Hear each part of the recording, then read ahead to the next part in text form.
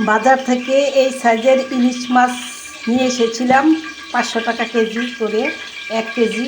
তো আজকে এইগুলো আস্তা ভেজে খাবো। তো দেখুন আমি কীভাবে এই ইলিশ মাছটা ভাজি করছি। এই যে একটা একটা করে মাছ দিয়ে দিচ্ছি। এই ভাজিটা খেতে দারুণ মজা, আপনারা খেয়ে দেখবেন।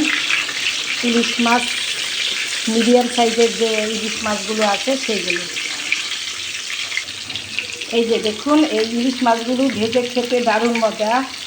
দু পেঁয়াজি করলে মানে বেশি করে পেঁয়াজ দিয়ে শুকনা দু পেঁয়াজি এই মাছটা খেতে দারুণ মজা। আপনারা এইভাবে ইলিশ মাছ ভেজে খাবেন। এই যে এইরকম মিডিয়াম সাইজের ইলিশ মাছ কিনে এনে ভেজে তারপরে খাবেন, অনেক মজা লাগে। এই যে আমার ইলিশ মাছ ভাজা হয়ে গেল, তারপরে পেঁয়াজ ভুনে এটার উপরে দিয়ে দিব। এই মাছ ভাজাটা খেতে দারুণ মজা। ইলিশ মাছ মিডিয়াম সাইজ 500 টাকা কেজি করে এনেছিলাম, খেতে দারুণ মজা। হয়ে গেল আমার মাছ ভাজা, এখন পেঁয়াজ ভুনে মাছের উপর দিয়ে দেব। হয়ে গেল আমার ইলিশ মাছ ভেজে পেঁয়াজ ভুনা করে কাঁচামরিচ একসাথে ভুনা করে তারপর ইলিশ মাছের উপরে দিয়ে দিলাম। এই যে এই ভাজিটা খেতে দারুণ মজা, আপনারা এইভাবে খেয়ে দেখবেন।